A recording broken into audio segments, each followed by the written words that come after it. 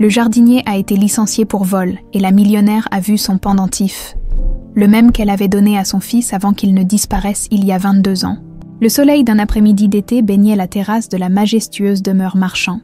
Édith, assise dans un fauteuil en rotin délicatement tressé, tenait dans ses mains un petit objet d'argent qui brillait faiblement sous la lumière.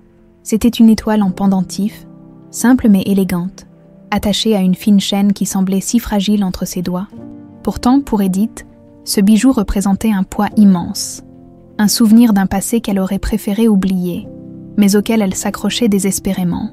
22 ans s'étaient écoulés depuis ce jour maudit où Bastien, son fils unique, avait disparu. Il avait seulement 5 ans. Un petit garçon aux boucles blondes et aux éclats de rire qui résonnaient encore dans les couloirs de la maison. Ce voyage en Normandie, censé être une escapade familiale, s'était transformé en un cauchemar lorsque Bastien avait disparu sans laisser de traces. Les recherches, les appels aux autorités, les battues organisées dans la région, tout cela n'avait mené à rien, et avec le temps, les espoirs s'étaient éteints. Laissant place à un vide impossible à combler, Édith, pourtant, n'avait jamais cessé de penser à lui. Chaque matin, lorsqu'elle s'habillait, le pendentif d'étoiles trouvait sa place autour de son cou. Il était devenu sa manière de garder Bastien près d'elle, même si son cœur saignait encore à l'idée qu'il pourrait être quelque part. Seule, ou pire encore, dans les cercles mondains de Paris, Édith Marchand était reconnue comme une femme influente, une figure de pouvoir et d'élégance. Elle possédait plusieurs entreprises prospères et vivait dans un luxe que beaucoup enviaient, mais peu de gens savaient que derrière cette façade parfaite se cachait une douleur qu'aucune richesse ne pouvait apaiser. Madame Marchand, appela une voix douce mais assurée depuis l'entrée de la terrasse. C'était Hélène, sa fidèle gouvernante. Le déjeuner est servi dans la salle à manger. Édith hocha la tête, rangeant précieusement le pendentif dans la poche de sa robe. Elle se leva, ajusta ses bijoux et marcha avec la grâce d'une reine. À l'intérieur, la salle à manger brillait de son opulence habituelle. Une longue table en chêne ornée de bouquets de roses fraîchement coupés et de couverts en argent finement gravés. Cependant, pour Édith, ce faste n'était qu'une distraction. Elle mangeait peu, son appétit souvent perdu dans le tourbillon de ses pensées. Après le repas, Édith décida de se promener dans les jardins. C'était l'un des rares endroits où elle trouvait un semblant de paix. Les rosiers en pleine floraison, les haies taillées avec précision et les fontaines ornées de statues rappelaient l'époque glorieuse des châteaux français. Pourtant, au milieu de cette perfection, une silhouette attirait son attention. Un homme, vêtu d'une chemise simple et d'un pantalon de travail, était agenouillé près d'un massif de lavande. C'était Xavier, le jardinier engagé il y a 6 mois pour entretenir la vaste propriété. Discret et toujours concentré sur son travail, il avait rapidement gagné la confiance de ses collègues. Bien que sa nature réservée l'ait tenu à l'écart des conversations, Édith ne lui avait jamais prêté grande attention jusqu'à ce moment précis. Il semblait si absorbé, presque comme s'il partageait un secret avec la terre qu'il cultivait. « Bonjour, Madame Marchand », dit Xavier en se levant pour la saluer. Essuyant ses mains sur un chiffon qu'il gardait dans sa poche, sa voix était calme, respectueuse, mais il y avait une douceur dans son ton qui surprit Édith. « Bonjour, Xavier. Vous avez fait un excellent travail avec les lavandes. Elles n'ont jamais été aussi belles, » répondit-elle, son regard scrutant discrètement le visage du jeune homme. Il sourit timidement et hocha la tête. « Merci, madame. C'est un plaisir de travailler ici. » Édith resta un moment à l'observer, une étrange sensation lui traversant l'esprit, mais elle chassa rapidement cette pensée. Attribuant son trouble à ses propres émotions encore à vif, elle retourna à la maison, laissant Xavier à ses lavandes. Ce soir-là, dans le silence de son bureau, Édith ouvrit un album photo poussiéreux qu'elle n'avait pas regardé depuis des années. Les images de Bastien, toujours souriant, la poignardèrent en plein cœur.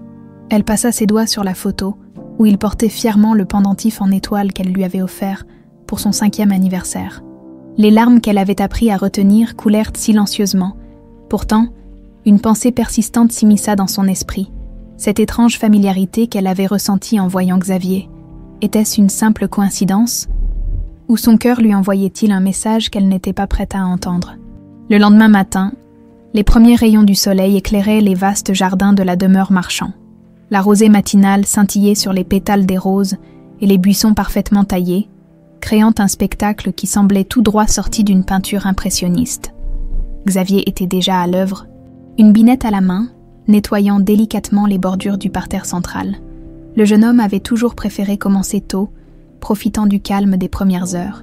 Il aimait entendre le chant des oiseaux et le doux bruissement du vent parmi les arbres. C'était son refuge. Un contraste saisissant avec les souvenirs flous et chaotiques de son enfance passée dans un orphelinat de Marseille. Les jardins de la maison Marchand représentaient pour lui un sanctuaire, un endroit où il pouvait travailler en paix sans être questionné. Pendant ce temps, Edith, assise dans le salon principal, relisait un rapport d'affaires. Pourtant, son esprit n'était pas entièrement concentré. L'image de Xavier dans le jardin la veille lui revenait constamment. Elle n'arrivait pas à comprendre pourquoi ce jeune homme, qu'elle avait croisé à peine quelques fois, provoquait en elle une sensation si troublante. Elle décida qu'une promenade serait l'excuse parfaite pour l'observer de plus près. En s'approchant des parterres, elle vit Xavier accroupi, concentré sur son travail. Les sourcils froncés, lorsqu'il se releva pour attraper un arrosoir, il remarqua sa présence. « Madame Marchand, vous êtes matinale aujourd'hui », dit-il en souriant poliment, tout en essuyant ses mains terreuses sur son pantalon. « J'aime profiter des jardins avant que les affaires ne monopolisent ma journée. Et je dois dire que vous avez fait des merveilles ici. Les roses n'ont jamais été aussi vibrantes, » répondit-elle en regardant autour d'elle. Xavier baissa modestement les yeux. « Merci. C'est un privilège de travailler dans un endroit aussi magnifique. » Il y avait quelque chose dans sa voix, une douceur, presque une vulnérabilité, qui retint l'attention d'Edith. Elle remarqua aussi les traits de son visage, sa mâchoire légèrement carrée, ses yeux d'un brun chaud. Une pensée furtive s'insinua en elle. Pourquoi lui semblait-il si familier ? « Vous venez de Marseille, n'est-ce pas ?» demanda-t-elle soudainement. Cherchant à prolonger la conversation, Xavier acquiesça. « Oui, mais je ne me souviens pas de grand-chose. J'ai été élevée dans un orphelinat. » Un silence s'installa entre eux, Edith semblant réfléchir à ce qu'elle venait d'entendre. Finalement, elle esquissa un léger sourire et s'éloigna, laissant Xavier retourner à ses lavandes. Mais ces mots restaient gravés dans son esprit. Un orphelin de Marseille. Était-ce un simple hasard ou une coïncidence trop étrange pour être ignorée ? Dans l'après-midi, la routine quotidienne de la maison fut interrompue par l'arrivée de Hélène, la gouvernante, qui paraissait contrariée. Elle rejoignit Edith dans son bureau, où cette dernière passait en revue des contrats. « Madame, je dois vous parler de quelque chose d'important », annonça Hélène, son ton teinté d'inquiétude. Edith posa ses lunettes et leva un sourcil interrogateur. « Qu'y a-t-il, Hélène ?»« Il manque un pendentif dans le coffre, celui avec le rubis. Je l'ai vérifié hier, et ce matin, il n'était plus là. » Le cœur d'Edith se serra. Ce n'était pas seulement une question de valeur matérielle. Chaque bijou qu'elle possédait avait une histoire. La disparition de l'un d'entre eux la bouleversa plus qu'elle n'aurait voulu l'admettre. « Avez-vous alerté le personnel ?» demanda-t-elle, essayant de garder son calme. Hélène hocha la tête. « Oui, mais personne ne semble avoir vu quoi que ce soit. Cependant, elle hésita un instant. Il y a des murmures selon lesquels Xavier pourrait être impliqué. » Edith fronça les sourcils. « Xavier, pourquoi lui ? Il est nouveau et discret. Certains disent qu'il passe beaucoup de temps seul et... » Hélène marqua une pause, pesant ses mots. « Il a été aperçu près de l'aile où se trouve le coffre. » Edith sentit une pointe d'agacement face à ces accusations précipitées. Mais en tant que maîtresse de maison, elle savait qu'elle devait prendre ses préoccupations au sérieux. Elle décida de convoquer Xavier pour entendre sa version des faits. Quelques heures plus tard, Xavier se trouvait debout devant Edith dans le salon. Il paraissait confus, mais aussi légèrement inquiet. « On m'accuse de quelque chose que je n'ai pas fait, madame. Je vous promets que je n'ai touché à rien, » dit-il avec ferveur, ses yeux cherchant une once de compréhension dans ceux d'Edith. Elle l'observa attentivement. Il semblait sincère, mais les murmures persistants du personnel pesaient lourd. Après un moment de réflexion, elle prit une décision difficile. « Xavier, je suis désolée, mais je ne peux pas ignorer ce qui se passe. Je vais devoir vous demander de partir, » dit-elle, sa voix ferme mais empreinte d'une certaine tristesse. Xavier resta immobile un instant, abasourdi, avant de hocher lentement la tête. « Très bien, je partirai dès que j'aurai terminé mon travail pour la journée. » Edith, en le regardant quitter la pièce. ne put s'empêcher de ressentir une étrange culpabilité. Une petite voix au fond d'elle lui murmurait qu'elle faisait peut-être une erreur, mais elle choisit de l'ignorer. Pour l'instant, le crépuscule tombait sur la demeure Marchand, enveloppant les jardins d'une lumière douce et dorée. Edith, malgré elle, n'arrivait pas à se concentrer sur les rapports empilés devant elle. L'accusation contre Xavier, bien qu'indirecte, pesait sur son esprit. La possibilité que ce jeune homme réservé puisse être un voleur ne cadrait pas avec l'impression qu'il lui avait laissée. Pourtant, les circonstances semblaient d'une pointer dans cette direction. Dans l'aile des domestiques, l'atmosphère était tendue, les murmures se propageaient comme une traînée de poudre. Certains des employés, influencés par les paroles de la gouvernante, étaient convaincus de la culpabilité de Xavier. D'autres, bien que silencieux, trouvaient étrange que l'accusation soit portée si rapidement et sans preuve tangible. Xavier, quant à lui, continuait son travail comme si de rien n'était. Accroupi près des massifs de lavande, il taillait soigneusement les branches mortes, concentré sur chaque mouvement, mais sous son apparence calme, il bouillait intérieurement. Il n'était pas habitué à ce genre de conflit, et encore moins à être faussement accusé. La situation lui semblait absurde, presque irréelle. En fin de soirée, alors que Xavier rassemblait ses outils pour quitter la propriété, Hélène apparut, accompagnée de 2 employés. Leur démarche était décidée, presque agressive. Xavier se redressa lentement, les observant avec un mélange de méfiance et de résignation. « On m'a demandé de vérifier vos affaires avant que vous ne partiez », déclara Hélène, croisant les bras avec une autorité apparente. Xavier fronça les sourcils. « Mes affaires, vous voulez dire mes outils ? » ?»« Oui, et votre sac ?» répondit-elle froidement, son ton ne laissant aucune place à la discussion. Un silence pesant s'installa. Xavier, bien qu'humilié, tendit son sac sans un mot. Les employés le fouillèrent minutieusement, mais comme ils s'y attendaient, ils ne trouvèrent rien. « Satisfait ?» demanda-t-il. Son ton trahissant sa frustration contenue, Hélène resta immobile, sa mine déconfite. « Vous pouvez partir. » Finit-elle par dire d'une voix plus basse.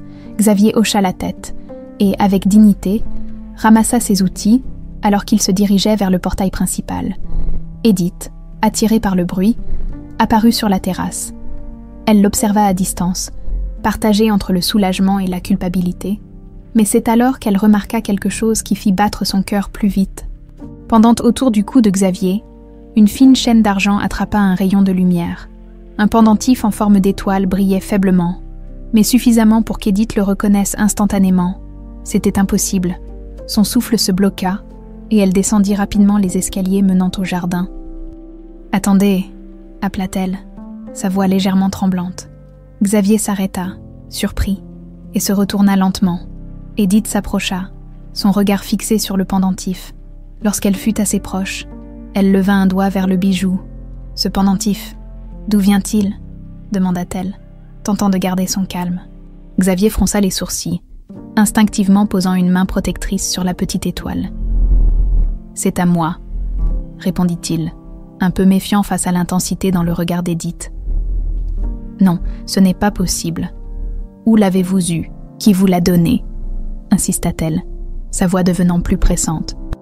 Xavier recula d'un pas, visiblement déconcerté. « Je l'ai toujours eu, depuis que je suis enfant. C'est la seule chose que j'avais avec moi quand on m'a trouvé dans les rues de Marseille. » Ces mots frappèrent Edith comme un coup de tonnerre. Elle sentit ses jambes trembler légèrement, mais elle se força à rester debout. « Vous dites que vous avez été trouvée à Marseille ?» demanda-t-elle, sa voix à peine audible. Xavier acquiesça, son regard mêlant confusion et curiosité. « Oui, j'avais environ 5 ans d'après ce qu'on m'a dit. Je ne me souviens de rien avant ça. » Le silence qui suivit fut presque insoutenable. Edith ne pouvait détacher son regard du pendentif, son esprit tourbillonnant d'émotions contradictoires. Était-il possible que ce jeune homme soit Bastien? Elle se refusait à sauter aux conclusions, mais tout en elle criait qu'elle devait en savoir plus. « Ce pendentif appartenait à mon fils », dit-elle finalement, sa voix brisée par l'émotion. Il l'avait sur lui le jour où il a disparu. Xavier ouvrit la bouche, mais aucun son n'en sortit. Il était évident qu'il ne savait pas quoi répondre. L'idée que ce bijou puisse être lié à une autre vie, une autre histoire, était presque trop à concevoir. Edith reprit finalement ses esprits. « Écoutez, je dois savoir. Accepteriez-vous de faire un test ? Un test ADN, pour être précis. Xavier resta silencieux un moment, pesant les implications de cette demande. Puis, finalement, il hocha la tête. Si cela peut répondre à vos questions, alors oui. Un soulagement mêlé de nervosité envahit Edith. Elle savait que les jours à venir seraient cruciaux. Si Xavier était réellement Bastien, alors cela bouleverserait tout ce qu'elle avait connu jusqu'ici. Et si ce n'était pas le cas? Elle n'était pas sûre de pouvoir supporter une autre déception. Le lendemain matin, Edith ne parvenait pas à trouver le sommeil. Les paroles de Xavier résonnaient dans son esprit comme un écho incessant. Le pendentif, sa forme, sa texture. C'était exactement celui qu'elle avait offert à Bastien. Son cœur battait fort à l'idée que Xavier puisse être son fils, mais elle savait que seule la science pourrait confirmer ses espoirs. Hélène, la gouvernante, entra doucement dans le bureau où Edith était plongée dans ses pensées.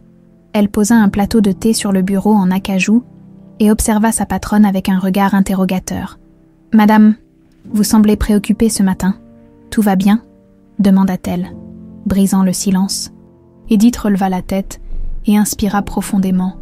« Hélène, avez-vous déjà ressenti cette étrange certitude que quelque chose de presque impossible puisse être vrai ?» La gouvernante fronça les sourcils, visiblement perplexe. « Je ne comprends pas, madame. Parlez-vous de l'affaire avec Xavier ?» Edith hocha la tête. Prenant une gorgée de thé pour tenter de calmer ses nerfs, « Hier soir, j'ai vu quelque chose qui m'a bouleversée. Le pendentif qu'il porte. C'est celui de Bastien. Je ne peux pas l'expliquer autrement. » Hélène resta silencieuse un moment avant de répondre avec précaution. « Vous pensez qu'il pourrait être votre fils ?» Le mot « fils » prononcé à voix haute envoya une vague d'émotion à travers Edith. Elle se redressa, son expression à la fois résolue et vulnérable. « Je ne peux pas ignorer cette possibilité. Je lui ai demandé de faire un test ADN. » Hélène sembla surprise par cette annonce, mais elle garda ses pensées pour elle. « Très bien, madame. Je vais organiser tout ce qu'il faut pour cela. » Dans les jardins, Xavier travaillait comme à son habitude, bien qu'il ressentît une certaine tension dans l'air. La demande d'Edith la veille l'avait laissé perplexe. L'idée qu'il puisse être le fils d'une femme si puissante et si élégante semblait irréelle. Il se rappelait de son enfance, ou plutôt du vide laissé par les souvenirs qu'il n'avait pas. Il savait seulement qu'il avait été trouvé dans une ruelle à Marseille, sans nom et sans passé. Alors qu'il arrosait les rosiers, Edith apparut au bout de l'allée. Cette fois, son pas était plus hésitant. Comme si elle craignait de déranger, Xavier posa l'arrosoir et la salua poliment. « Madame Marchand, » dit-il, essuyant ses mains sur un chiffon. « Vous vouliez me voir ?» Edith hésita un instant, cherchant ses mots. « Oui, Xavier, je voulais m'assurer que vous vous sentez à l'aise avec tout cela. Ce test, c'est beaucoup demandé, je le sais. » Xavier haussa légèrement les épaules, un sourire discret sur les lèvres. « Ce n'est pas un problème. Si cela peut vous aider à trouver des réponses, je suis prêt. » Edith le remercia d'un regard sincère. « Les prélèvements auront lieu cet après-midi. Un médecin viendra à la maison. Cela ne prendra pas longtemps. » Xavier acquiesça, mais avant qu'elle ne parte, il la retint d'une question. « Madame, si ce pendentif appartenait vraiment à votre fils, pourquoi pensez-vous que je l'aurais eu ?» Cette question, Edith se l'était posée 1000 fois depuis la veille. Elle inspira profondément, avant de répondre. « Je ne sais pas, Xavier. Peut-être que quelqu'un vous l'a donné, peut-être que vous l'avez trouvé, ou peut-être que vous êtes Bastien. » Ces mots flottaient dans l'air comme une confession. Laissant Xavier pensif, il n'avait pas de réponse à offrir, mais il sentait que ce pendentif détenait une clé, une connexion qu'il n'avait jamais pu expliquer. Plus tard dans l'après-midi, le médecin arriva pour effectuer les prélèvements. Xavier, bien que légèrement nerveux, se soumit au processus avec calme. Edith observait en silence, son cœur lourd de nervosité. Chaque instant semblait durer une éternité.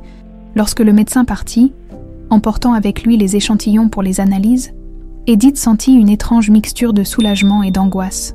Les résultats prendraient quelques jours. Elle devait maintenant affronter l'attente. Une épreuve qu'elle savait être presque aussi difficile que la vérité elle-même. Au cours des jours qui suivirent, Edith observa Xavier avec une attention nouvelle. Chaque geste, chaque mot qu'il prononçait était analysé dans son esprit. Elle cherchait des indices, des similitudes avec Bastien. une manière de sourire, une posture. Pourtant, elle savait que ses observations ne suffiraient pas. Elle devait s'armer de patience. Xavier, de son côté, continuait de travailler avec sérieux, bien qu'il ressentît le poids des regards d'Edith. Il se demandait comment sa vie pourrait changer si elle avait raison, et si elle se trompait. Il préférait ne pas trop réfléchir, concentrant son énergie sur le jardinage. Un soir, alors que le soleil se couchait, Edith retrouva Xavier près de la fontaine centrale. Elle avait dans les mains une photo de Bastien, prise peu avant sa disparition. Elle hésita un instant, puis s'approcha. « Xavier », dit-elle doucement, tendant la photo. « Voici Bastien. C'est la dernière image que j'ai de lui. » Xavier prit la photo avec précaution, l'observant attentivement. Le visage du garçon sur l'image était jeune, souriant, ses cheveux blonds bouclés tombant sur son front. Il ressentit un étrange pincement au cœur, comme si cette image éveillait quelque chose enfoui au plus profond de lui. « Je ne sais pas quoi dire, » murmura-t-il, rendant la photo à Edith. « Vous n'avez rien à dire, » répondit-elle avec un sourire triste. « Le temps nous dira tout. » Le silence régnait dans le vaste bureau d'Edith, tandis qu'elle contemplait l'échantillon de cheveux que le médecin avait scellé. Ces quelques mèches semblaient n'y contenir la réponse à une question qui avait hanté sa vie pendant 2 décennies. L'espoir et la peur s'entremêlaient dans son esprit. Et si Xavier n'était pas Bastien, cette possibilité la terrifiait presque autant que l'idée qu'il puisse vraiment être son fils. Dans les jardins, Xavier, ignorant l'ampleur des pensées qui tourmentaient Edith, poursuivait son travail avec une diligence habituelle. Pourtant, au fond de lui, il ressentait une tension inhabituelle, ce pendentif, cette femme qui voyait en lui des réponses à ses blessures. Cela réveillait des questions qu'il avait évitées toute sa vie. Le lendemain matin, Edith descendit dans les jardins plus tôt que d'habitude. Elle trouva Xavier agenouillé près des massifs de pivoine. Inspectant méticuleusement les bourgeons, il releva la tête lorsqu'il sentit sa présence. « Bonjour, Madame Marchand », dit-il avec un sourire poli, se redressant lentement. « Bonjour, Xavier », répondit-elle. Elle tenta de dissimuler son anxiété derrière un ton léger. « Vous êtes toujours aussi ponctuel. » Xavier hocha la tête en esquissant un sourire. « J'aime commencer tôt. Le calme du matin aide à réfléchir. » Elle hésita un instant, observant ses traits. « Vous êtes quelqu'un de très calme, Xavier. Vous avez toujours été ainsi. » Il sembla surpris par la question, mais répondit après une courte réflexion. « Oui, je suppose. J'ai appris à ne pas trop attirer l'attention.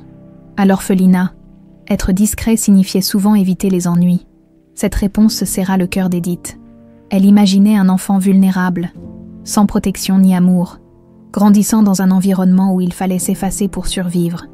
Mais elle se reprit rapidement, ne voulant pas montrer trop d'émotion. « J'ai parlé au médecin, » dit-elle, changeant légèrement de sujet. « Les résultats devraient arriver dans quelques jours. » Xavier hocha la tête, l'air pensif. « Très bien.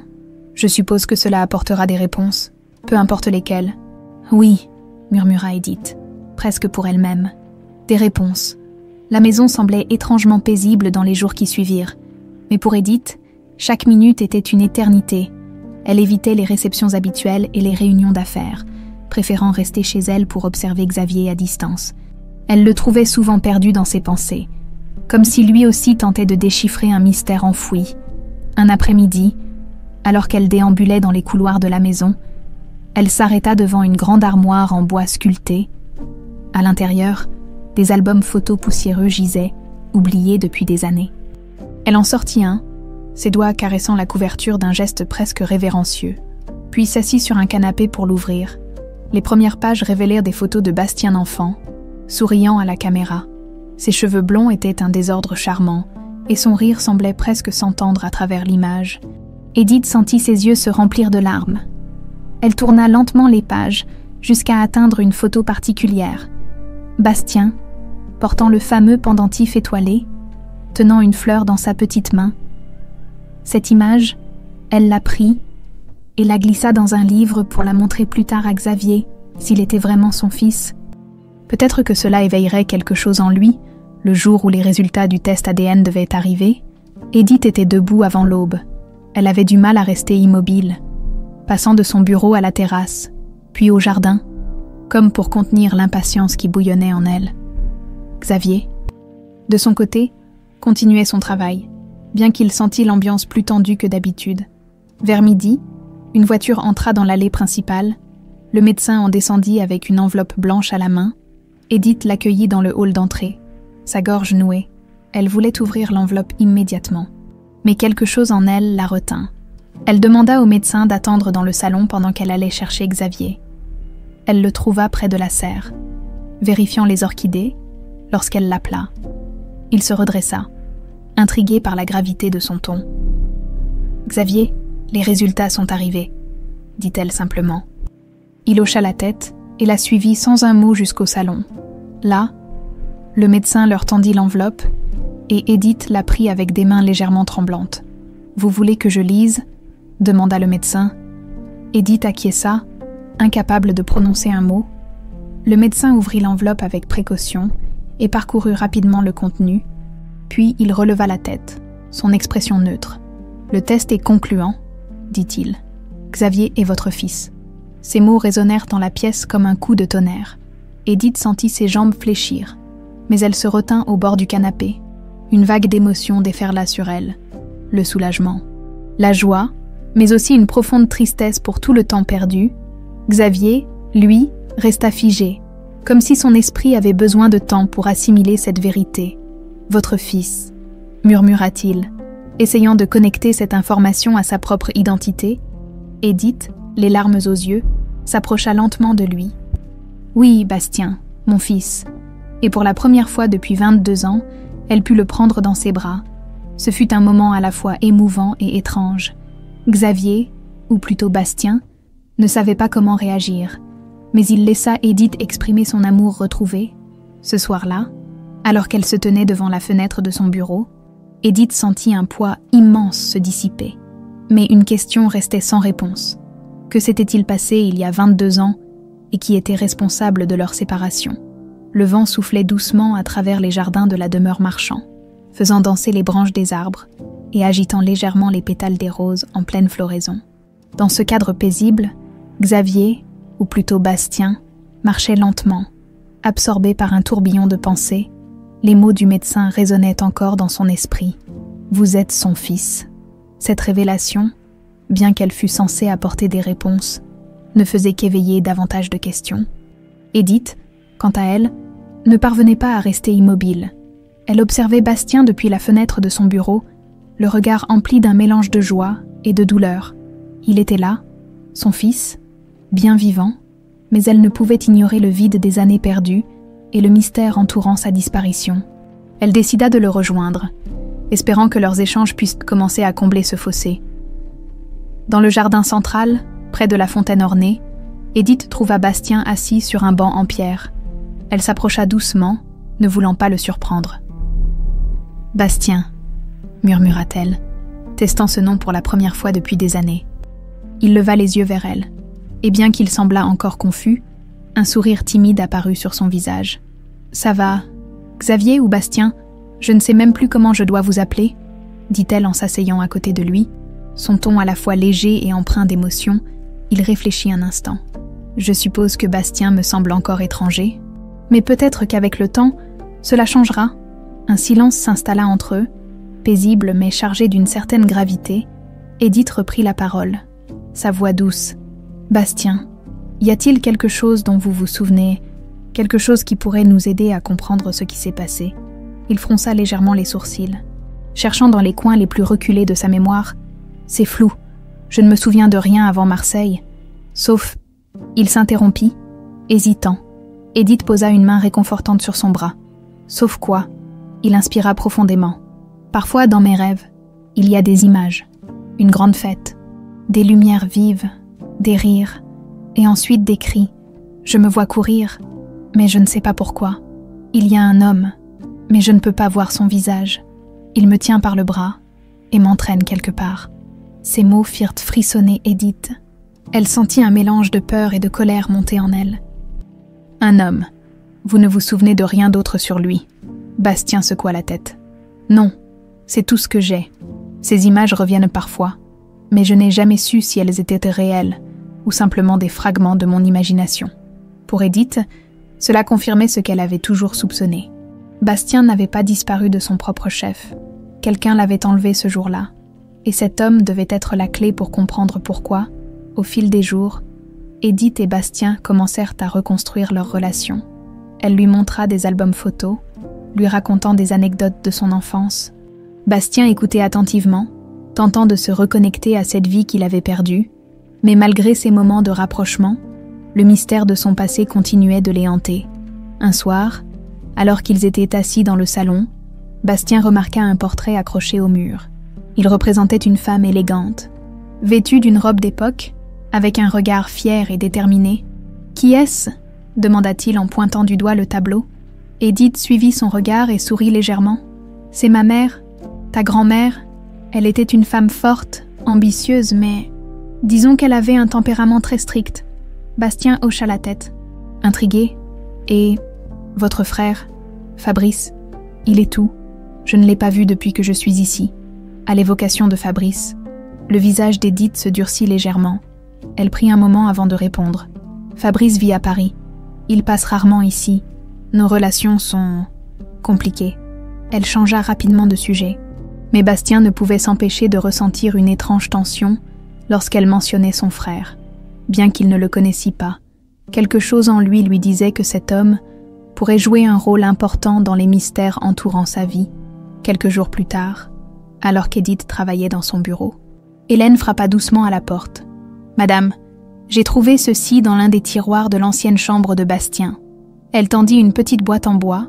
Edith l'ouvrit avec précaution et découvrit à l'intérieur un jouet miniature, une voiture rouge, usée par le temps. Les souvenirs affluèrent immédiatement. Bastien adorait cette voiture. Il l'emmenait partout avec lui. « Merci, Hélène » murmura-t-elle. Touchée, elle décida de montrer l'objet à Bastien, espérant que cela pourrait raviver d'autres souvenirs. Lorsqu'elle le trouva dans le jardin, elle lui tendit la voiture, il la prit dans ses mains, l'observant avec curiosité. Puis, lentement, quelque chose sembla se débloquer. « Je me souviens de cette voiture, je la tenais ce jour-là, à la fête, » dit-il, sa voix tremblante. « Elle est tombée, et l'homme m'a dit de ne pas la ramasser. » Edith sentit son cœur se serrer. Ces fragments de souvenirs étaient à la fois une bénédiction et une malédiction. Ils les rapprochèrent de la vérité, mais la douleur de revivre ces instants était palpable. Ce soir-là, Edith se promit de ne pas rester inactive. Elle contacta un détective privé, déterminée à découvrir qui était cet homme qui avait arraché Bastien à sa famille. Les souvenirs de son fils étaient peut-être incomplets, mais ils étaient une piste, et cette fois, elle ne reculerait devant rien pour obtenir des réponses. Le soleil brillait faiblement à travers les nuages ce matin-là, mais l'ambiance à la demeure Marchand semblait plus lourde que jamais. Edith, vêtue d'un tailleur sobre mais élégant, se tenait près de la grande fenêtre de son bureau. Elle venait de passer un appel décisif. Fabrice, son frère, avait accepté de venir à la maison. C'était une rareté. Il s'était éloigné au fil des années, mais elle savait que pour comprendre ce qui était arrivé à Bastien, il fallait inclure tous ceux qui étaient présents ce jour-là. Bastien, de son côté, travaillait dans les jardins. Il avait choisi de reprendre ses activités pour retrouver un semblant de normalité, malgré le chaos émotionnel de ces derniers jours. Cependant, une tension persistait en lui. L'idée de rencontrer cet oncle dont il ne savait rien éveillait en lui une curiosité mêlée de méfiance. En fin de matinée, une voiture noire s'arrêta dans l'allée principale. Fabrice en sortit, habillé avec une élégance nonchalante, son expression affichant un mélange de curiosité et de froideur. Lorsqu'il franchit les portes de la demeure, Edith l'attendait dans le hall. Son sourire était poli, mais ses yeux trahissaient une distance évidente. « Fabrice, merci d'être venu », dit-elle d'une voix posée. « Edith », répondit-il en inclinant légèrement la tête. « J'avoue que ton appel m'a intriguée. Tu as parlé de nouvelles bouleversantes. » Edith inspira profondément, cherchant les mots justes. « Avant tout, je veux que tu rencontres quelqu'un. Suis-moi. » Elle le conduisit à travers les couloirs jusqu'au jardin. Bastien était penché sur un rosier, les mains protégées par des gants, lorsqu'il entendit des pas derrière lui. Il se retourna et vit Edith accompagnée d'un homme qu'il identifia immédiatement comme Fabrice. Ce dernier fixa Bastien avec une expression indéchiffrable. « Fabrice, voici Bastien, » dit Edith, sa voix légèrement tremblante. Mon fils. Un silence pesant s'installa. Fabrice fronça les sourcils, ses lèvres se plissant dans une expression de doute. Ton fils, mais nous avons fait un test ADN, expliqua Edith rapidement. Il n'y a aucun doute. Bastien est vivant. Fabrice regarda Bastien de haut en bas, cherchant des traces du garçon qu'il avait connu. C'est incroyable. Mais où était-il pendant tout ce temps? Bastien s'avança, serrant légèrement les poings. À Marseille, dans un orphelinat, j'ai grandi sans savoir qui j'étais. La réponse, bien que simple, semblait frapper Fabrice comme un coup de poing. Il détourna les yeux, secouant légèrement la tête. Edith, c'est une bonne nouvelle, bien sûr. Mais cela soulève des questions. Pourquoi personne ne l'a retrouvé plus tôt? Justement, répondit-elle, son ton se durcissant légèrement. C'est pour cela que je voulais que tu viennes. Tu étais là ce jour-là, Fabrice. Je veux savoir si tu te souviens de quelque chose. Assis dans le salon principal, autour d'un feu crépitant, les trois discutèrent des événements de cette journée fatidique. Fabrice expliqua qu'il n'avait pas remarqué quoi que ce soit d'inhabituel ce jour-là. C'était une fête animée, beaucoup de monde, des enfants qui couraient partout, mais je n'ai rien vu qui aurait pu indiquer qu'un drame se préparait. Bastien, attentif, intervint. Je me souviens d'un homme. Je ne vois pas son visage, mais il m'a attrapé et m'a emmené loin. Fabrice fronça les sourcils. Un homme, Edith. Tu avais engagé du personnel supplémentaire pour la fête, non? Elle hocha la tête. Oui, mais j'ai vérifié tous les employés après la disparition. Aucun n'avait de casier judiciaire ou de comportement suspect. Le silence qui suivit était lourd. Fabrice semblait perdu dans ses pensées. Puis, après un long moment, il déclara. Peut-être qu'il est temps de creuser un peu plus. Si quelqu'un l'a emmené, il a dû laisser des traces. Edith acquiesça. C'est déjà en cours. J'ai engagé un détective privé. Mais Fabrice, j'ai besoin de savoir si, à l'époque, tu as remarqué quoi que ce soit. Même le moindre détail. Fabrice secoua la tête, l'air sincèrement désolé. Rien qui ne me vienne à l'esprit. Mais si je me souviens de quelque chose, je te le dirai. Après le départ de Fabrice, Edith se retrouva seule dans son bureau, un verre de vin à la main. Elle regardait une vieille photo de famille posée sur son bureau. Prise peu avant la disparition de Bastien, Fabrice y apparaissait, souriant, avec un bras autour de sa sœur. Mais maintenant, elle ne pouvait s'empêcher de se demander si tout était aussi innocent qu'il y paraissait. Bastien, de son côté, se promenait dans les jardins, essayant de mettre de l'ordre dans ses pensées. Il avait ressenti quelque chose de troublant en présence de Fabrice, bien qu'il ne puisse l'expliquer. Une intuition profonde lui murmurait que cet homme jouait un rôle plus grand qu'il ne le laissait entendre. Cette nuit-là, alors qu'Edith s'apprêtait à se coucher, elle reçut un appel du détective privé. Sa voix était grave. « Madame Marchand, j'ai trouvé quelque chose qui pourrait vous intéresser. C'est au sujet de Fabrice. Je pense que vous devriez en être informé immédiatement. » Le cœur d'Edith se serra. Elle savait que cet appel pourrait changer tout ce qu'elle pensait savoir sur son frère, le lendemain matin. Edith attendait avec une nervosité palpable dans son bureau. L'appel du détective privé de la veille n'avait pas quitté ses pensées. Fabrice, son propre frère, pouvait-il avoir un lien avec la disparition de Bastien? Cette idée la troublait profondément. Cependant, elle savait que les informations recueillies devaient être traitées avec prudence, avant de tirer des conclusions. Alors qu'elle s'efforçait de se concentrer sur des documents administratifs, un léger coup fut frappé à la porte. Hélène, fidèle comme toujours, entra avec une enveloppe dans les mains. « Madame, le détective a fait livrer ceci ce matin, » annonça-t-elle, posant l'enveloppe sur le bureau. Edith la remercia d'un signe de tête, avant d'attendre qu'Hélène quitte la pièce. Elle ouvrit l'enveloppe avec précaution, découvrant des documents et plusieurs photos. L'une d'entre elles attira immédiatement son attention. Une image de Fabrice, jeune, discutant avec un homme inconnu lors de la fête organisée le jour de la disparition de Bastien. Le détective avait joint une note succincte. Cet homme n'a jamais été identifié parmi les invités ou le personnel de l'événement. Pendant ce temps, Bastien se promenait dans les jardins, cherchant à s'habituer à cette nouvelle identité qui lui semblait encore étrangère. Son esprit était embrouillé par les souvenirs fragmentés qui revenaient à la surface. Il se demandait ce que signifiait réellement être Bastien Marchand. Edith le rejoignit peu après, tenant fermement les documents dans ses mains. « Bastien », l'appela-t-elle doucement. Il se retourna, remarquant immédiatement l'inquiétude sur son visage. « Qu'y a-t-il » demanda-t-il, l'air préoccupé. Elle lui montra la photo. « C'est une image prise le jour de ta disparition. Reconnais-tu cet homme ?» Bastien examina la photo attentivement, ses sourcils se fronçant à mesure qu'il tentait de plonger dans sa mémoire. « Il ressemble à quelqu'un... Je crois que c'est l'homme dont je me souviens dans mes rêves. » Ces mots confirmèrent les soupçons d'Edith. Fabrice connaissait cet homme, et ce lien devait être exploré. Dans l'après-midi, Edith contacta à nouveau Fabrice, l'invitant à revenir à la demeure Marchand pour discuter. Lorsqu'il arriva, elle l'accueillit avec un sourire poli, mais il était clair qu'une tension planait dans l'air. Ils s'installèrent dans le salon principal, Bastien restant en retrait, observant attentivement leur interaction.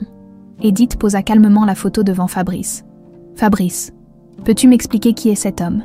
demanda-t-elle d'une voix ferme mais mesurée. Fabrice jeta un coup d'œil à la photo, son expression devenant immédiatement plus rigide. « Je ne sais pas. Il devait être l'un des invités ou du personnel, » répondit-il, évitant de croiser le regard de sa sœur. « Le détective privé que j'ai engagé n'a trouvé aucune preuve qu'il était sur la liste des invités ou parmi le personnel engagé pour cet événement, » répliqua-t-elle, sa voix légèrement plus dure. « Fabrice, tu me caches quelque chose. » Il inspira profondément, se redressant dans son fauteuil. « Edith, écoute. Ce jour-là, il y avait beaucoup de monde, et je ne pouvais pas contrôler tout ce qui se passait, cet homme. Peut-être que je lui ai parlé, mais je ne me souviens de rien de significatif. » Mais sa réponse semblait manquer de conviction. Bastien, qui jusqu'à présent était resté silencieux, prit la parole. « Fabrice, je me souviens de cet homme. Il m'a attrapé. Il m'a emmené. Comment peux-tu ne pas te souvenir de lui si tu étais là ?» La question franche de Bastien provoqua un léger tressaillement chez Fabrice. Ses yeux vacillèrent une fraction de seconde avant de retrouver une expression froide. « Tu es sûr de ce que tu dis, Bastien ? Après tout, tu étais un enfant, ta mémoire pourrait te jouer des tours. » La tension monta d'un cran. Edith fixait Fabrice avec intensité, son instinct lui murmurant que son frère ne disait pas toute la vérité. Mais elle savait qu'un affrontement direct ne mènerait à rien pour l'instant. « Fabrice, je vais continuer à chercher des réponses, avec ou sans ton aide, » déclara-t-elle fermement. « Si tu as quelque chose à me dire, il vaut mieux que ce soit maintenant. » Fabrice se leva, ajustant son col d'un geste nerveux. « Edith, je comprends ton besoin de trouver des explications, mais je n'ai rien à voir avec la disparition de Bastien. Si tu veux m'accuser de quoi que ce soit, fais-le directement. » Edith resta silencieuse, le regard perçant. Elle savait qu'il fallait procéder avec précaution. Fabrice quitta la pièce sans ajouter un mot, laissant derrière lui une atmosphère lourde et des questions sans réponse. Plus tard dans la soirée, Bastien retrouva Edith dans son bureau. Il s'approcha d'elle, hésitant. « Tu crois qu'il cache quelque chose, n'est-ce pas ?» Elle leva les yeux vers lui, son expression adoucie. « Je ne sais pas. »« Bastien, mais je vais tout faire pour découvrir la vérité. »« Et si c'était lui ?» murmura Bastien, sa voix empreinte de peur et de colère. « Et si Fabrice était lié à tout ça ?» Edith posa une main réconfortante sur son bras. « Nous n'en sommes pas là, mais sache une chose. Quoi qu'il arrive, je suis avec toi. Nous allons découvrir la vérité. Ensemble. » Cette nuit-là, Edith contacta à nouveau le détective, exigeant qu'il approfondisse ses recherches sur Fabrice, et cet homme inconnu, le poids des révélations potentielles commençait à se faire sentir, mais elle était déterminée à aller jusqu'au bout. Le matin suivant, Edith reçut un appel attendu du détective privé. Sa voix grave trahissait l'importance des informations qu'il avait découvertes. « Madame Marchand, j'ai trouvé des preuves supplémentaires sur cet homme sur la photo. Il s'appelle Armand Delacroix. À l'époque, il était impliqué dans des activités criminelles, notamment des enlèvements ciblés. Il aurait été engagé par une source inconnue peu de temps avant la disparition de votre fils. » Les mains d'Edith tremblèrent légèrement alors qu'elle serrait le téléphone. « Et Fabrice ?» Le détective marqua une pause avant de répondre. « Fabrice était en contact avec Delacroix à cette époque. J'ai trouvé des échanges de courriels et des relevés bancaires, indiquant des transactions suspectes. Tout cela coïncide avec la période où votre fils a disparu. » Cette révélation fit l'effet d'un coup de tonnerre. Edith sentit un mélange de colère, de douleur et de trahison. Fabrice, son propre frère. Pouvait-il vraiment être impliqué dans une telle atrocité ? Quelques heures plus tard, Edith retrouva Bastien dans les jardins. Il était près de la serre, coupant soigneusement les tiges des orchidées fanées. Il releva les yeux lorsqu'il vit sa mère approcher. son expression inquiète trahissant qu'elle portait de lourdes nouvelles. « Non, qu'est-ce qui se passe, maman ?» demanda-t-il doucement, utilisant ce mot pour la première fois. Cela fit monter les larmes aux yeux d'Edith, mais elle se reprit rapidement. « Bastien, j'ai découvert quelque chose sur cet homme, Delacroix. Il n'était pas là par hasard. Et Fabrice. » Elle marqua une pause. Hésitant à prononcer les mots, Fabrice était en contact avec lui. Bastien resta figé, sa mâchoire se crispant. « Tu veux dire que Fabrice savait quelque chose, qu'il était impliqué dans mon enlèvement ?» Edith posa une main sur son bras. « Je ne veux pas sauter aux conclusions, mais les preuves sont accablantes. » Bastien détourna le regard, la colère montant en lui. Il faut lui parler maintenant. Fabrice fut convoqué à la demeure Marchand le lendemain. Lorsqu'il arriva, il sentit immédiatement l'atmosphère tendue. Edith et Bastien l'attendaient dans le salon principal, leur regard rempli de détermination. Fabrice, bien qu'apparemment calme, semblait légèrement mal à l'aise. « Fabrice, » commença Edith, « j'ai des questions auxquelles tu dois répondre. » Il haussa un sourcil, feignant l'innocence. « Encore des accusations, Edith.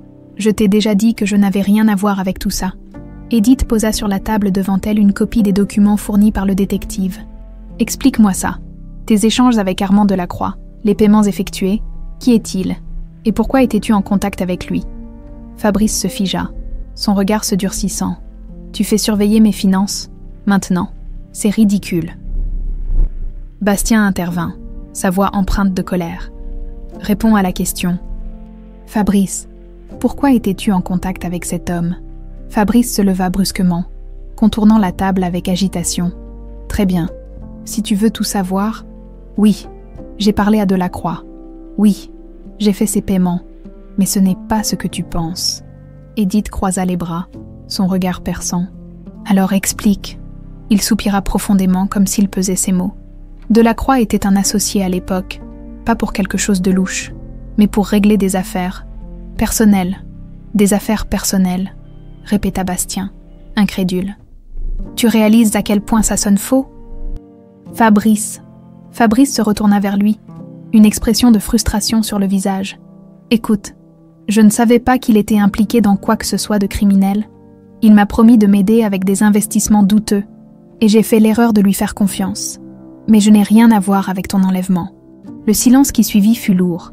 Edith, bien qu'elle veuille croire son frère, ne pouvait ignorer les coïncidences troublantes.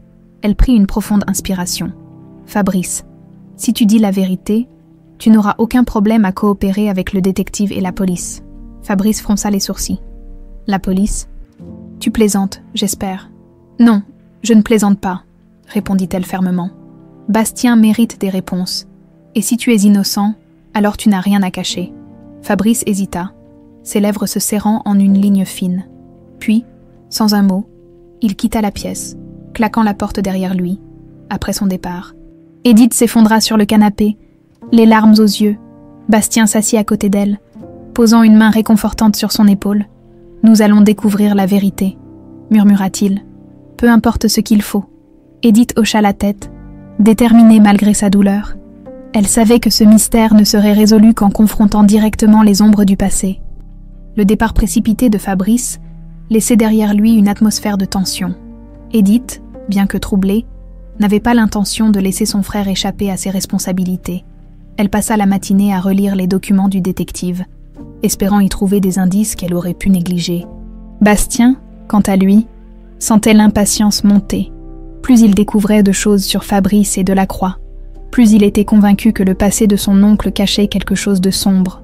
Vers midi, Edith reçut un appel du détective. Sa voix, bien que posée, contenait une certaine urgence. « Madame Marchand, j'ai poursuivi mes recherches sur Armand Delacroix. Il semblerait qu'il ait quitté la France peu après la disparition de votre fils. Mais j'ai trouvé une autre piste. Un homme du nom de Jean-Baptiste Lemoine, qui travaillait étroitement avec Delacroix à l'époque. Lemoine vit toujours à Paris, si vous le souhaitez.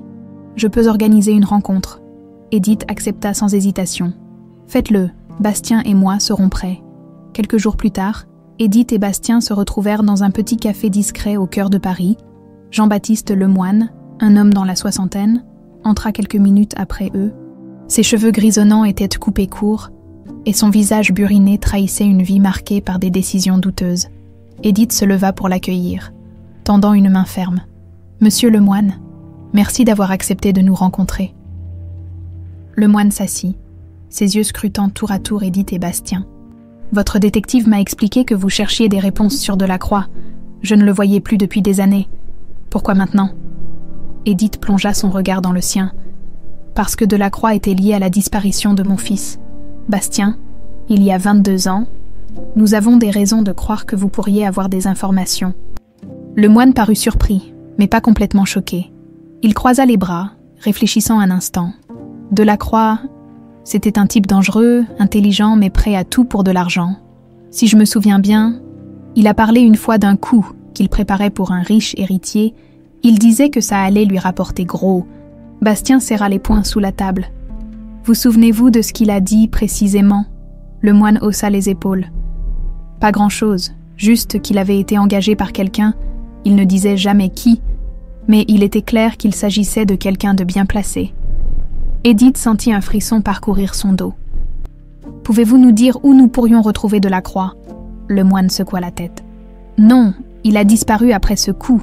Mais si vous cherchez un lien, je dirais de regarder ceux qui avaient quelque chose à gagner à ce moment-là. » De retour à la demeure Marchand, Edith et Bastien discutèrent des nouvelles informations. Bastien, toujours plus convaincu de l'implication de Fabrice, proposa une confrontation directe. « Maman, on ne peut plus attendre. Fabrice sait quelque chose. Il doit parler. » Edith hocha la tête, bien que l'idée de confronter son frère une nouvelle fois la remplit d'appréhension. « D'accord, mais cette fois... » « Nous devons être préparés. Je vais demander au détective de rassembler plus de preuves avant que nous ne l'accusions. » Bastien acquiesça, mais son impatience était palpable.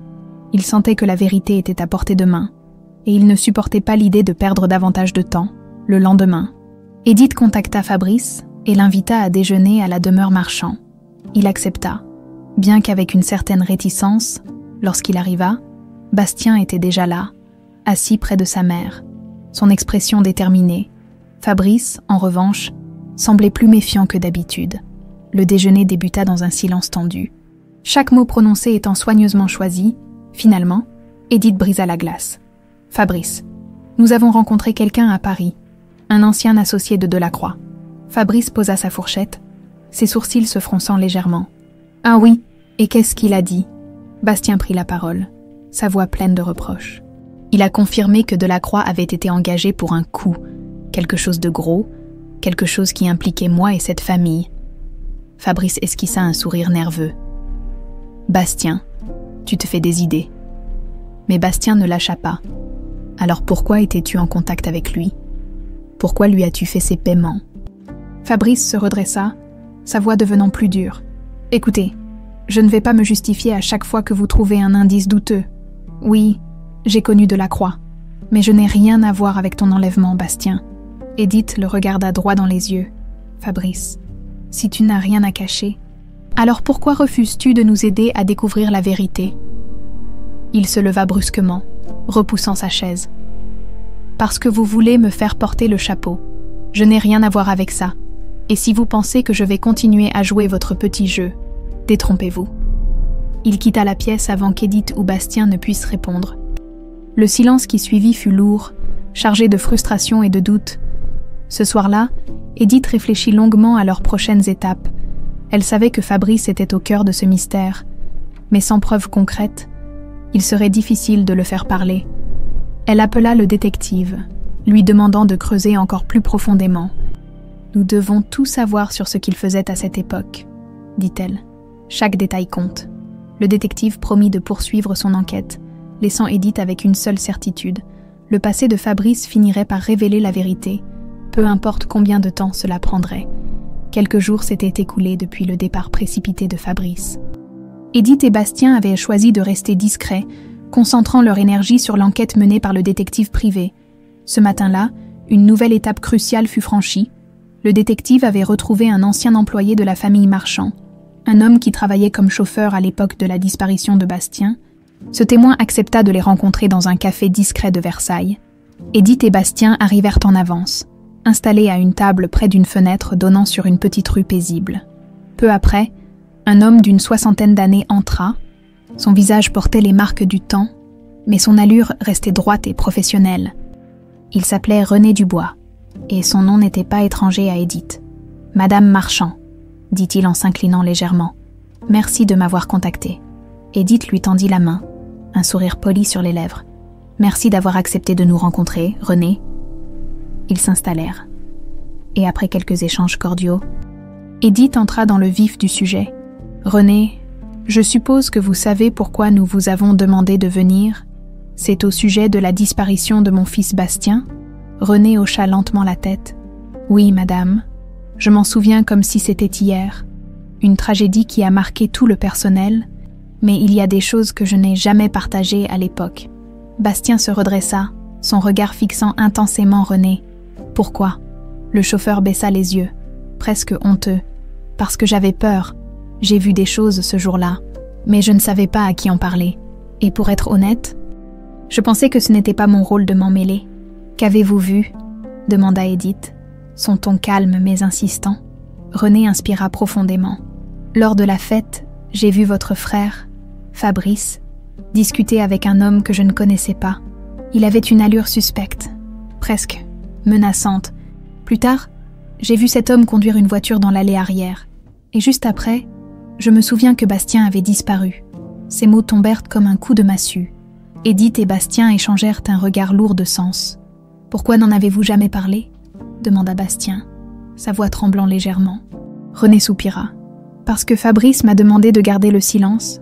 Il a dit que ce n'était rien, que c'était juste un invité de la fête, mais quelque chose dans son ton m'a semblé étrange. » Après leur conversation avec René, Edith et Bastien retournèrent à la demeure Marchand. Ils étaient bouleversés. Mais déterminés à aller jusqu'au bout, cette révélation confirmait ce qu'ils redoutaient. Fabrice avait joué un rôle dans la disparition de Bastien. Il savait, murmura Edith en s'asseyant dans son bureau. Il savait que cet homme était impliqué. Bastien serra les poings. Il faut agir. Maintenant. Mais Edith savait qu'ils avaient besoin de plus de preuves pour confronter Fabrice. Elle appela le détective, partageant les nouvelles informations. « Trouvez tout ce que vous pouvez sur les liens entre Fabrice et cet homme, Delacroix. Nous avons besoin de preuves solides. » Les jours suivants furent marqués par une attente insoutenable. Edith et Bastien tentèrent de rester occupés, mais l'idée que Fabrice avait sciemment laissé Bastien être enlevé les rongeait. Enfin, un matin, le détective les appela avec des nouvelles. « Madame Marchand, j'ai trouvé quelque chose d'important. Fabrice était en difficulté financière à l'époque de la disparition.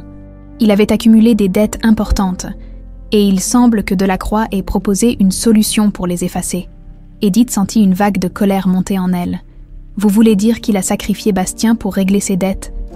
Le détective hésita. « C'est une possibilité, mais je ne peux pas encore l'affirmer avec certitude. » Je vais continuer à creuser. Cette nouvelle révélation plongea Edith dans un mélange de rage et de tristesse. Elle se souvenait de son frère comme quelqu'un d'ambitieux. Mais jamais elle n'aurait cru qu'il puisse aller aussi loin. Bastien, quant à lui, était consumé par le besoin de réponse. « Maman, nous ne pouvons plus attendre. Fabrice doit être confronté, peu importe ce que ça implique. » Edith acquiesça, bien que le poids de cette décision fût écrasant. « Très bien, nous le ferons. Mais cette fois, je veux que tout soit clair. Aucune échappatoire. » Elle envoya un message à Fabrice, demandant une réunion de famille urgente à la demeure Marchand. Il répondit brièvement, acceptant de venir le lendemain. Cette attente, bien que courte, semblait interminable pour Edith et Bastien. Ils savaient que cette confrontation pourrait changer leur vie à jamais. Le lendemain, Fabrice arriva à la maison avec une attitude décontractée. Mais Edith pouvait voir une pointe de nervosité dans son regard. Ils s'installèrent dans le salon, et Bastien prit la parole en premier. « Fabrice, nous savons que tu as menti. » Fabrice haussa les sourcils, feignant l'innocence. « À propos de quoi ? Exactement. » Edith déposa sur la table les témoignages de René et les preuves collectées par le détective. « À propos de ton implication avec Delacroix. À propos de ce que tu savais le jour où Bastien a disparu. » Fabrice resta silencieux, mais son visage devint plus sombre. « Écoutez, je ne vais pas nier que j'ai eu des contacts avec Delacroix, mais je ne savais pas qu'il comptait enlever Bastien. » « Alors pourquoi as-tu caché la vérité ?» lança Bastien, sa voix tremblant de colère. « Pourquoi ne rien dire pendant tout ce temps ?» Fabrice hésita, visiblement à court de mots. « Parce que... » Il baissa les yeux, murmurant presque. « Parce que j'avais peur des conséquences. Le silence qui suivit était assourdissant. Edith fixa son frère avec un mélange de douleur et de mépris. Tu as laissé ton propre neveu être enlevé pour protéger ta réputation. Comment peux-tu te regarder en face ? Fabrice ne répondit pas, son regard fixé sur le sol. Mais Edith savait que la vérité était enfin à portée de main, et elle ne reculerait devant rien pour l'obtenir. Le silence régnait dans le vaste salon de la demeure Marchand, où l'éclat des lustres et la beauté des tapisseries semblaient en total décalage avec la tension palpable dans l'air. Fabrice, assis sur un fauteuil en velours, évitait le regard perçant de sa sœur Edith et la colère brûlante dans les yeux de Bastien. Edith avait déposé devant lui un dossier rempli de documents, de photos et de preuves collectées par le détective. Elle croisa les bras, son expression affichant un mélange de détermination et de douleur. « Fabrice », commença-t-elle d'une voix basse mais ferme, « je t'ai donné plusieurs chances de me dire la vérité. Maintenant, il n'y a plus de fuite possible. Ces documents prouvent ton lien avec Armand Delacroix et confirment que tu savais bien plus que tu ne l'as admis. » Fabrice soupira profondément, évitant encore de répondre. Mais Bastien, qui jusque-là avait contenu sa rage, éclata. « Tu savais ce qui allait arriver, n'est-ce pas ? Tu savais que cet homme allait me prendre. » Et tu as laissé faire. Le ton accusateur de Bastien fit sursauter Fabrice, qui releva enfin les yeux. « Ce n'est pas vrai !» protesta-t-il, sa voix teintée de frustration. « Je ne savais pas qu'il comptait te kidnapper, Bastien. Je pensais qu'il voulait juste un moyen de pression. » Bastien serra les poings, sa colère faisant trembler sa voix. « Un moyen de pression. Tu parles de moi comme si j'étais une monnaie d'échange. J'avais 5 ans. Fabrice, 5 ans. » Edith, qui observait son frère avec une froideur implacable, prit la parole. « Fabrice, tu es en train d'admettre que tu savais qu'il préparait quelque chose. Pourquoi n'as-tu rien fait pour l'arrêter ?» Fabrice passa une main nerveuse sur son visage, visiblement déstabilisé par la pression. « Écoute, Edith, j'étais jeune, stupide. Peut-être. J'avais des dettes, des gens qui me mettaient à la pression de toutes parts. Quand Delacroix est venu avec cette proposition, je pensais que c'était juste une intimidation pour régler mes problèmes financiers. Je ne savais pas qu'il irait aussi loin. » Edith se pencha légèrement en avant, ses yeux brûlants de colère. « Et après, Fabrice, quand Bastien a disparu, tu savais que Delacroix était impliqué. Pourquoi n'as-tu pas parlé ? Pourquoi es-tu resté silencieux pendant 22 ans ?» Fabrice détourna le regard, incapable de soutenir le poids de son accusation. « J'avais peur, » murmura-t-il. « Peur de ce qui pourrait m'arriver si je disais la vérité. Delacroix n'était pas un homme qu'on pouvait trahir impunément. » Bastien, furieux, se leva brusquement, sa voix tremblant d'émotion. « Peur. Et moi, Fabrice, tu as pensé à ce que j'ai vécu, à ce que maman a enduré pendant toutes ces années. Tu as laissé ta famille souffrir pour protéger ta misérable réputation. » Fabrice tenta de répondre, mais Bastien continua, ne lui laissant aucune chance. « Tu ne mérites même pas de porter notre nom. Tu es un lâche, Fabrice. Un lâche qui a sacrifié son propre neveu pour sauver sa peau. » Le silence qui suivit ces mots était assourdissant. Fabrice, acculé, baissa la tête. « Je ne peux pas changer le passé, » dit-il d'une voix brisée. « Mais je n'ai jamais voulu que les choses se passent comme ça. Je te jure, Bastien, je ne savais pas qu'il te ferait du mal. » Edith, les bras toujours croisés, le fixa avec une intensité glaçante. « Fabrice, ce n'est pas juste une question de ce que tu savais ou non. C'est une question de choix. Et tu as choisi de protéger ta propre peau au lieu de protéger ta famille. » Fabrice releva la tête, un mélange de honte et de défi dans les yeux. « Et que veux-tu que je fasse maintenant, Edith ? Me livrer à la police, leur dire que j'ai laissé un monstre kidnapper mon neveu. » Edith hocha la tête lentement, son ton calme mais tranchant. « Oui, c'est exactement ce que tu dois faire. » Mais Fabrice secoua la tête, se levant de son fauteuil. « Tu ne comprends pas, Edith. Même maintenant, parler pourrait me mettre en danger. Delacroix avait des contacts puissants. Si je révèle quoi que ce soit, ils viendront pour moi. » Bastien intervint, se plaçant entre Fabrice et la sortie. « Alors laisse-moi te dire quelque chose. Fabrice, peu importe ce que tu crains, ce que tu risques. Moi, je n'ai pas eu le choix. Pendant 22 ans, je n'ai pas eu de nom, pas de famille. J'ai grandi en me demandant pourquoi j'avais été abandonnée. Alors tu vas parler, et tu vas affronter les conséquences de tes actes. » Fabrice, visiblement acculé, s'effondra dans un fauteuil, sa tête entre ses mains. « Très bien, murmura-t-il. Très bien, je vais tout dire. Mais je veux une garantie. Une garantie que je serai protégée. » Edith se redressa, croisant les bras. « Fabrice, tu n'es pas en position de négocier. Mais si tu coopères, je ferai tout mon possible pour que la vérité éclate sans que ta vie soit en danger. » Fabrice hocha la tête, abattu. « D'accord, je vais tout vous dire, mais vous ne serez pas prêts pour ce que vous allez entendre. » Ce soir-là, Edith et Bastien s'installèrent dans le salon pour écouter Fabrice. Il leur raconta tout. Ses dettes, ses rencontres avec Delacroix et le plan initial qui, selon lui, devait se limiter à une mise en scène pour effrayer Edith et la pousser à céder une partie de l'héritage familial. Mais Delacroix, motivé par sa propre avidité, avait décidé d'aller plus loin. « Il m'a dit qu'il ferait en sorte que Bastien soit retrouvé rapidement, » expliqua Fabrice. « Mais après la fête, il a disparu, je l'ai cherché, j'ai essayé de comprendre ce qui s'était passé, mais il était introuvable. Bastien, les poings serrés, le fixa.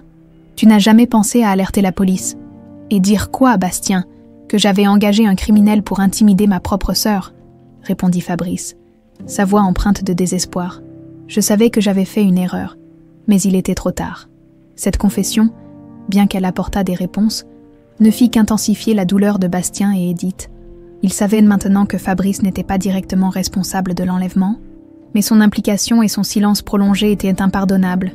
Edith se leva, le regard froid. « Fabrice, tu vas nous accompagner à la police, et tu vas leur dire tout ce que tu sais. » Fabrice hocha lentement la tête, vaincu. « Très bien, » murmura-t-il. « Je vous dois au moins ça. » Le lendemain matin, la demeure Marchand était plongée dans une ambiance de gravité. Edith, Bastien et Fabrice se préparèrent à se rendre au commissariat local. Fabrice, malgré son apparence calme, trahissait une nervosité palpable. Edith, quant à elle, était résolue. Sa priorité était de mettre fin à ce cauchemar et de rendre justice à Bastien. Dans le hall d'entrée, Bastien observa Fabrice, son regard empli d'un mélange de colère et de tristesse. « Tu comprends que ce que tu vas dire aujourd'hui pourrait changer nos vies pour toujours, n'est-ce pas ?» lança-t-il d'un ton sec. Fabrice hocha la tête, le regard baissé. « Oui, et je sais que je mérite tout ce qui m'arrivera. » Edith, habillée de manière sobre mais élégante, s'approcha. « Fabrice, il ne s'agit pas seulement de toi. Il s'agit de Bastien, de ce qu'il a traversé, et de ce que nous avons perdu en tant que famille. Si tu veux réparer quelque chose, c'est le moment. » Fabrice acquiesça, l'air abattu. Ils montèrent tous les trois dans la voiture conduite par René, l'ancien chauffeur fidèle qui avait choisi d'accompagner la famille dans cette épreuve. Le trajet vers le commissariat fut silencieux, chacun perdu dans ses pensées. À leur arrivée, ils furent accueillis par un inspecteur chargé de recueillir leurs témoignages.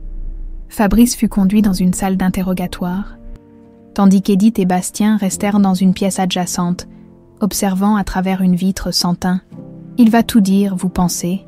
demanda Bastien, inquiet. Edith serra doucement son bras. « Il n'a plus d'échappatoire, Bastien. Il doit tout dire. » Dans la salle d'interrogatoire, Fabrice commença à parler. Il raconta comment ses dettes l'avaient poussé à chercher des solutions désespérées et comment il avait rencontré Delacroix. Il admit avoir été au courant du plan initial de ce dernier, mais insista sur le fait qu'il n'avait pas anticipé l'enlèvement. « Je pensais que Delacroix se contenterait de faire peur à ma sœur pour qu'elle me soutienne financièrement. Mais il a pris Bastien, et après cela, tout m'a échappé. » L'inspecteur le pressa de questions. « Pourquoi n'avez-vous pas signalé cela à la police après la disparition de l'enfant ?» Fabrice baissa la tête, sa voix tremblante. « Parce que j'avais peur. Delacroix était dangereux. Il m'avait menacé. Et je savais que si je parlais, il s'en prendrait à moi ou à ma famille. » Pendant ce temps, dans la salle d'observation, Bastien ne put contenir sa colère. Comment peut-il se justifier ainsi? Tout ce qu'il dit, c'est qu'il avait peur. Mais moi, j'étais un enfant. Je n'avais personne pour me protéger. Edith posa une main réconfortante sur son épaule. « Bastien, je comprends ta colère. Mais laisse la vérité sortir. C'est tout ce qui compte maintenant. » L'interrogatoire de Fabrice révéla un détail crucial. Delacroix avait mentionné un lieu de rencontre avant la fête, un entrepôt abandonné à l'extérieur de Paris. Ce détail, bien que vieux de 22 ans, donna aux autorités une nouvelle piste. L'inspecteur promit de fouiller les archives et de localiser Delacroix, qui semblait s'être volatilisé après l'enlèvement. Lorsque Fabrice fut escorté hors de la salle, il croisa le regard de Bastien. Le jeune homme s'avança, son expression impassible. « Tu as causé tout ça, Fabrice. Peu importe ce qui t'arrive maintenant. Tu l'as mérité. » Fabrice, abattu, hocha simplement la tête. « Je sais, Bastien, et je suis désolé. » De retour à la maison, Édith et Bastien s'assirent dans le salon. Le silence entre eux était lourd, mais il était évident qu'ils partageaient une détermination commune. Découvrir toute la vérité et s'assurer que justice soit rendue. « Tu penses qu'ils retrouveront Delacroix ?» demanda Bastien, les bras croisés. Édith, les yeux fixés sur la cheminée, répondit avec calme. « Je l'espère, ce n'est pas encore fini. » Bastien, mais nous sommes plus près de la vérité qu'avant. Le soir même, l'inspecteur rappela Édith pour lui annoncer une nouvelle importante. « Madame Marchand, nous avons retrouvé des traces de Delacroix dans les registres d'une propriété abandonnée près de Marseille. Nous pensons qu'il pourrait s'y cacher ou y avoir laissé des indices. Nous organiserons une perquisition demain matin. » Édith remercia l'inspecteur, son cœur battant d'excitation mêlée d'appréhension. Elle informa Bastien, qui sembla enfin entrevoir une lueur d'espoir. « Alors, c'est là que tout s'est passé ?» murmura-t-il. « Oui, et nous saurons bientôt tout, » répondit Édith. Le regard empli de détermination, cette nuit-là, Édith et Bastien discutèrent longuement. Ils évoquèrent les souvenirs d'avant l'enlèvement, les moments heureux qu'ils avaient partagés.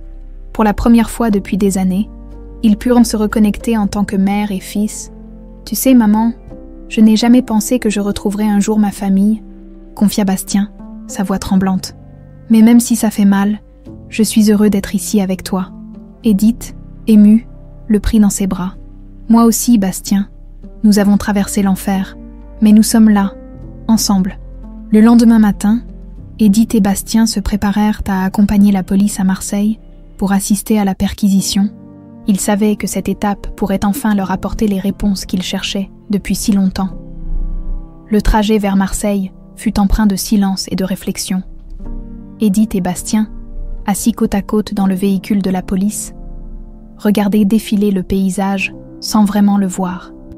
Chacun se préparait mentalement à ce qu'il pourrait découvrir. Pour Édith, c'était une étape cruciale dans sa quête de justice pour son fils. Pour Bastien, c'était une chance d'affronter les fantômes de son passé.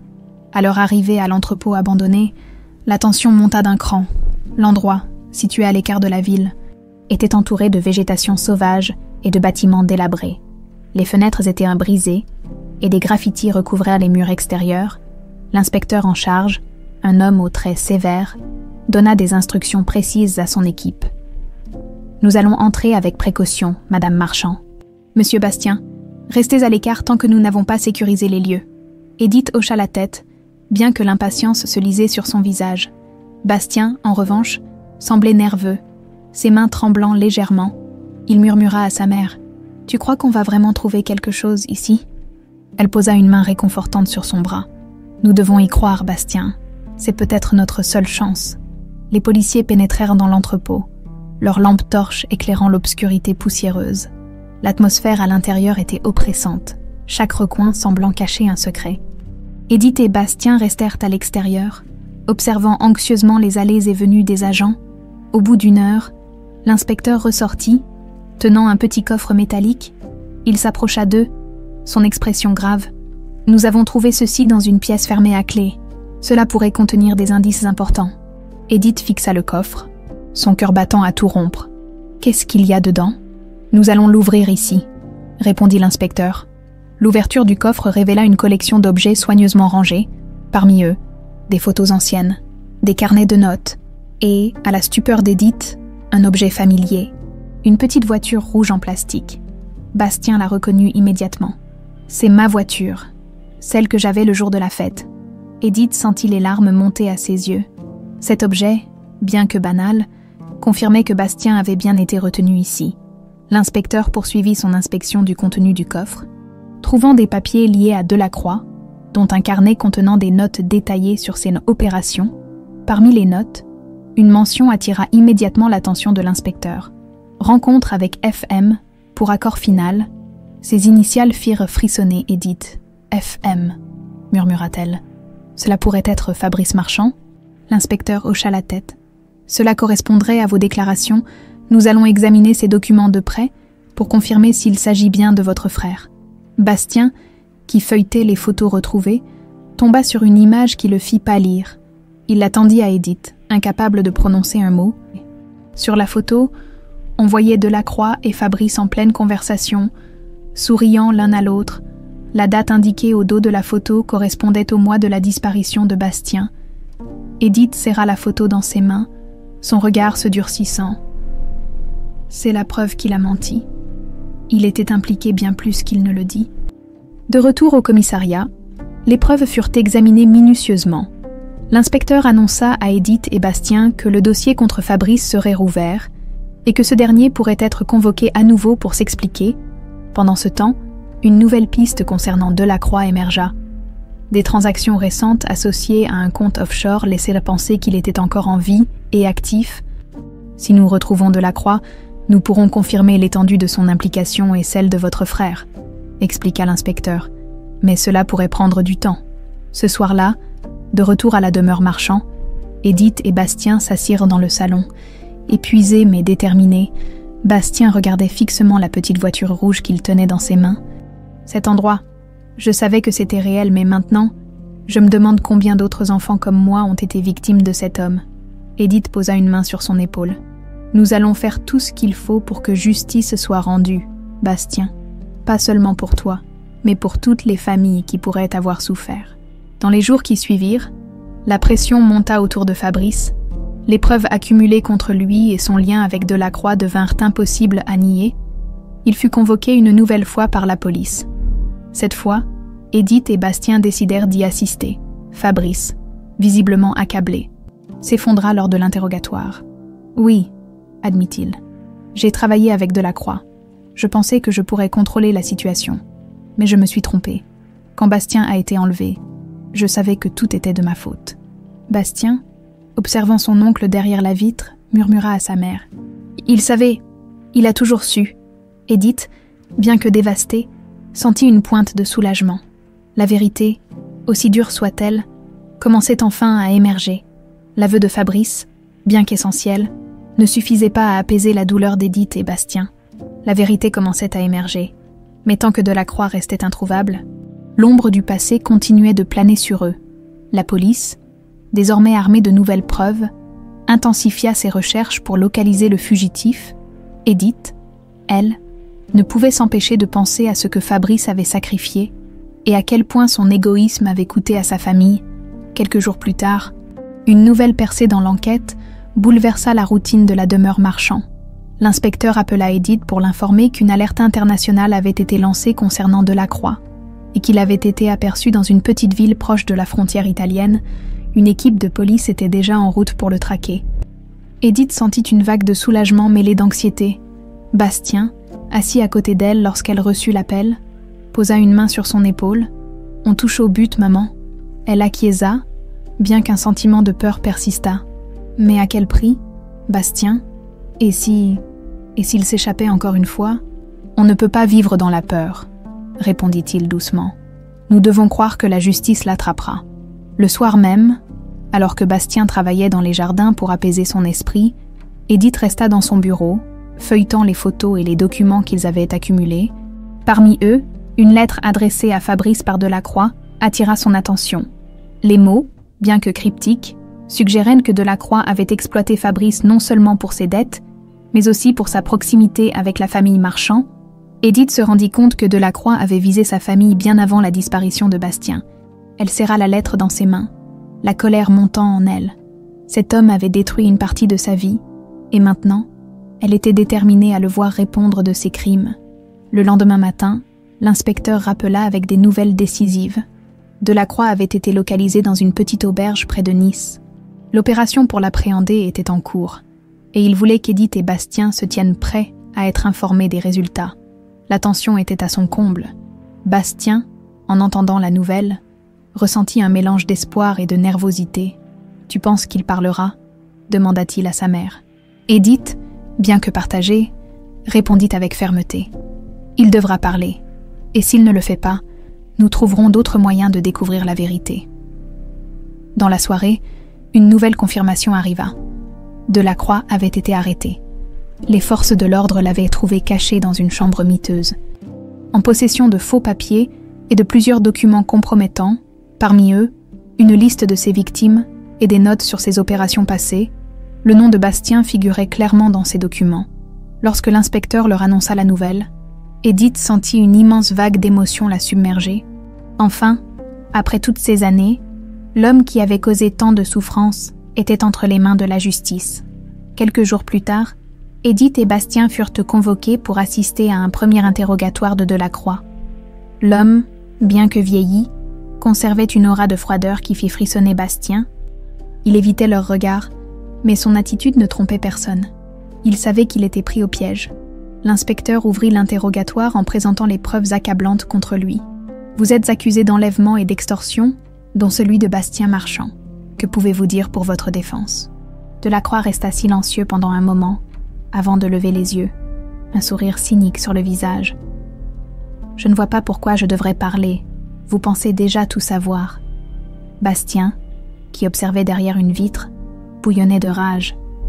Cet homme, il ne ressent rien, pas de regret, pas de remords. Edith posa une main apaisante sur son bras. Il finira par parler, Bastien. Ils trouveront un moyen. Et ils trouvèrent, face à la pression des preuves et à la menace de peine supplémentaire pour son silence, Delacroix finit par céder. Il confirma son implication dans l'enlèvement de Bastien. Mais ce qu'il révéla ensuite glaça Edith et Bastien jusqu'aux os. « Oui, j'ai été engagé pour enlever l'enfant, » dit-il, son ton détaché. « Mais ce n'était pas mon idée.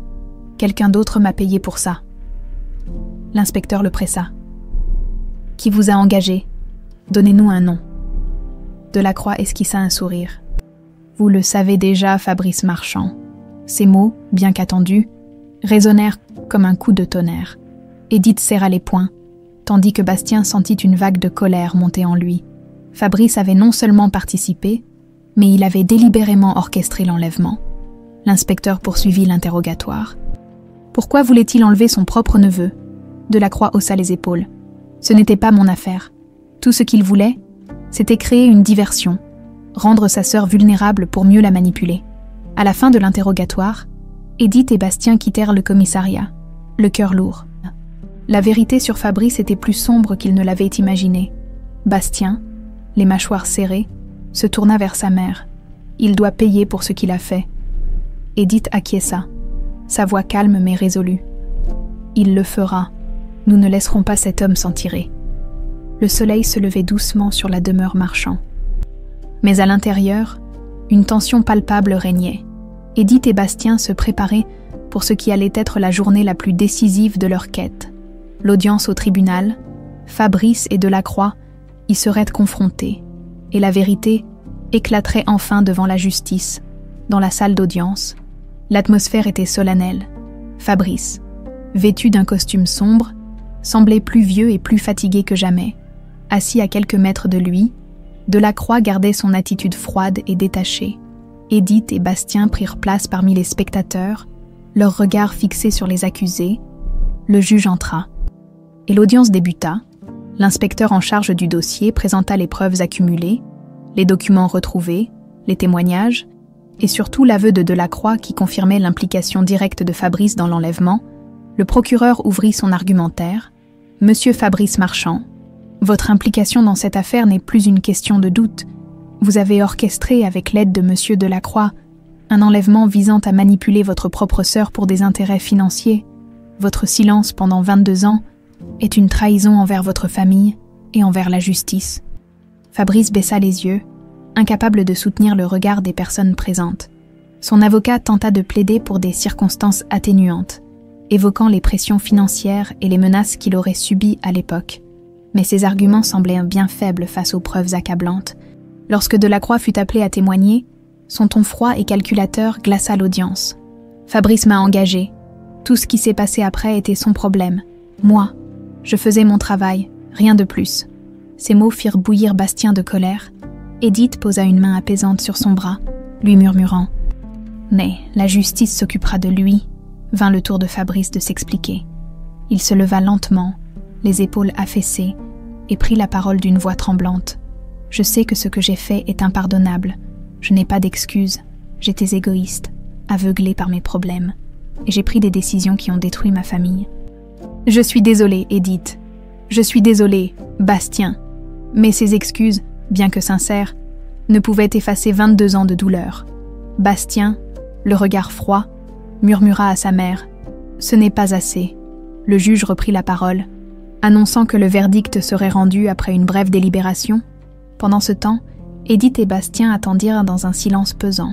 Chaque seconde semblait une éternité. Enfin, le juge retourna dans la salle et s'adressa aux accusés. « Fabrice Marchand, vous êtes reconnu coupable de complicité dans l'enlèvement de Bastien Marchand et de non-assistance à personne en danger. Armand Delacroix, vous êtes reconnu coupable d'enlèvement, de chantage et de multiples crimes associés à vos activités illégales. Fabrice écopa d'une peine de prison avec sursis, son rôle ayant été considéré comme secondaire, bien que moralement répréhensible. Delacroix, en revanche, fut condamné à une peine lourde. Assorti de la confiscation de tous ses biens, à la sortie du tribunal, Edith et Bastien firent face à Fabrice une dernière fois. Il s'approcha d'eux, les yeux humides. « Je ne peux pas demander votre pardon, mais sachez que je vivrai avec cette culpabilité pour le reste de ma vie. » Bastien, bien que toujours en colère, répondit avec une certaine froideur. « Tu as détruit notre famille, Fabrice, mais c'est à toi de vivre avec ça. » Edith, les larmes aux yeux, hocha la tête. « J'espère que tu trouveras un moyen de te racheter, même si ce ne sera jamais auprès de nous. » De retour à la demeure Marchand, Edith et Bastien s'assirent dans le salon. Épuisés mais soulagés, la justice avait enfin été rendue.